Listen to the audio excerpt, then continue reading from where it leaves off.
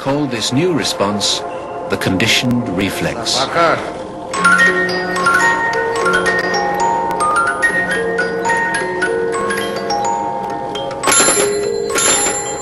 Whatever the stimulus, his dogs could soon be conditioned to produce saliva.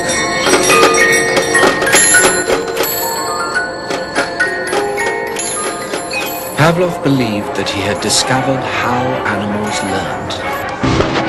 It's a frightening thought. Islamic terrorist training camps right here in America, in our backyards. The video called The Soldiers of Allah features Sheikh Mubarak Ali Ghanali, the mastermind and the leader of the group here in the U.S. Federal prosecutors claim Ahmed Mohammed posted a video on YouTube demonstrating how a remote-controlled toy could set up a bomb. 2,682 days since 9/11/2001. I want to thank George Bush for keeping this country safe in the interim 7 years. And I just want to look in the camera. This is the last time I'll be on this show when he's my president and my commander-in-chief, and say thank you, sir.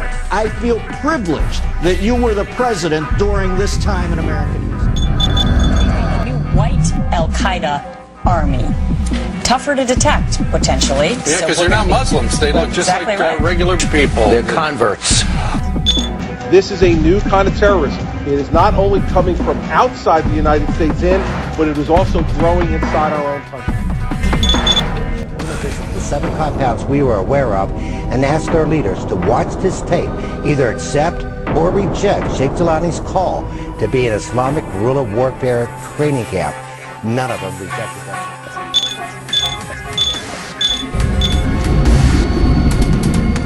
From what I last heard, the U.S. government has stopped over 31 attacks against the U.S. since 9/11. But yes, 7 people have been arrested in the Miami area. Officials say the plotters were in the early stages of planning an attack on the Sears Tower in Chicago. They hoped for their attacks to be, quote, just as good or greater than 9/11.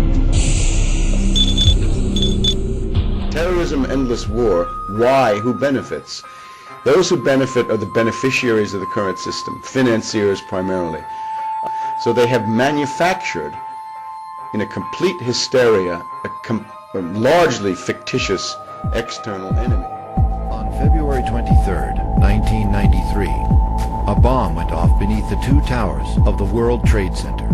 The bomb was in a truck on a timed device in level B2 of the garage. The explosion went 7 stories up, killing 6 people and injuring more than 1,000. According to the 9/11 Commission report, Yamzi Youssef, a Sunni extremist, planted the bomb. It was supposed to be a sting operation where they had an FBI informant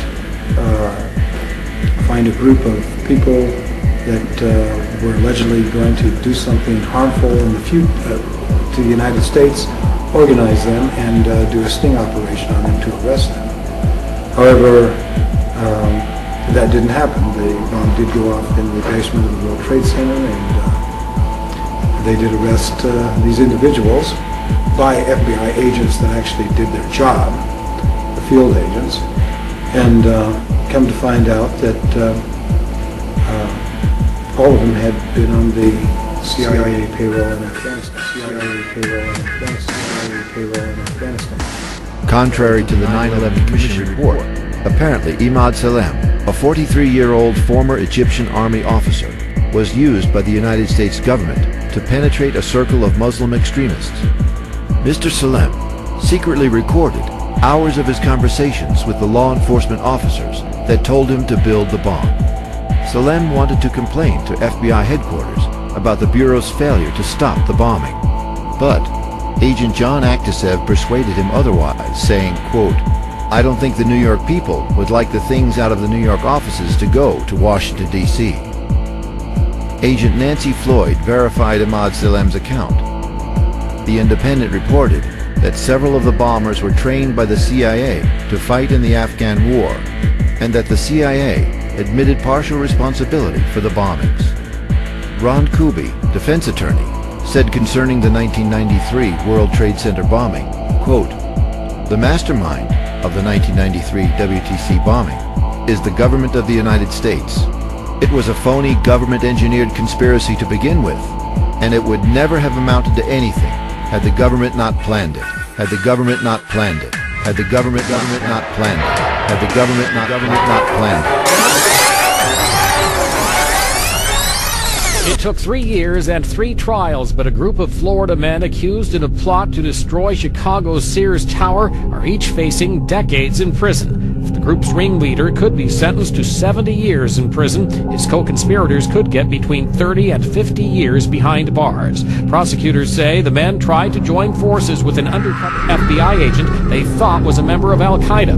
Investigators recorded dozens of audio and videotape with the men discussing the Sears Tower attack as well as plans to bomb FBI offices. Their lawyers argued that the men were never serious about carrying out the plots. The defense claimed their real motive was to get money for a fledgling business and community outreach program. After the verdict was read, the one Liberty 6 member who was acquitted called the prosecution of his friends bogus. He went on to say the group's purpose was to help their impoverished and drug-ridden Miami neighborhood. Nasriel Batiste was the man's name, Prince Manna to his followers. He ran a small sect of the Moorish science temple called the Seas of David out of a boarded-up storefront in the impoverished Liberty City area. Batiste was desperate. "I'm exhausted financially," he told Brother Muhammad. "That's why I'm here." Before long, Muhammad had furnished the Seas of David with a warehouse to train in. He picked the FBI's Miami Bureau as their first target and asked the group to videotape the building. He provided them with video equipment and a van for the operation. He even led the group in an Al-Qaeda loyalty pledge. When Batiste came to him with a plan to blow up the Sears Tower, Muhammad promised him $50,000 cash and the supplies necessary to carry out the attack. But when the group, now known as the Liberty City 7, went to trial, Brother Muhammad wasn't among the accused. That's because the financier, whose real name is Eli Assad, was an FBI informant paid $80,000 by our government to cultivate the cell. To cultivate the cell. The notion of a U.S. war on terrorism is simply a fraud. There is no war on terrorism. The Anglo-Americans are backing terrorists exactly when and where it suits them. Breaking news, the FBI says it has thwarted a terror plot. 4 men arrested in an undercover FBI sting. This was a plot to blow up 2 synagogues and a community center, all in the Bronx. It was not a plan in its early planning stages. It was not hypothetical. According to the FBI, the 4 men intended to carry out their plan today to blow up the 2 synagogues and later to use surface-to-air missiles to take out military aircraft. The 4 men were arrested today, according to the FBI, as they were putting cars loaded with what they believed to be C4 explosives around 2 synagogues. Our single biggest strategic challenge is Al-Qaeda.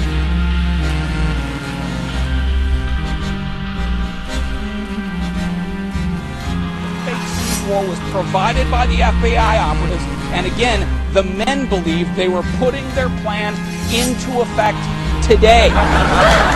They were a genuine threat. Yes, based on what they were attempting to do, and based on their actions.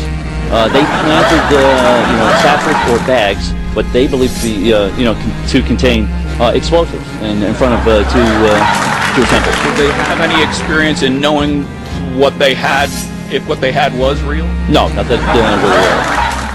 FBI operatives are the people who provided the fake C4 and actually showed them a fake Stinger missile. And according to the FBI, these 4 men did not have enough experience with any of those to know whether they were real or whether they were inert. Turns out it was an FBI operative who showed them, sold them those devices, and their plan, again, according to the FBI. This is a typical British strategy. You've got to know the name of Brigadier General Sir Frank Kitson. What Kitson saw, which has been known to commanders for centuries, millennia, if you've got an underground nationalist organization and you want to discredit them, you create your own parallel underground nationalist organization.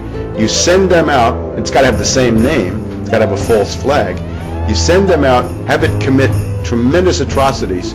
Those will be blamed on the original relatively benign group, and they'll be discredited, they'll be demonized, and you gain political advantage.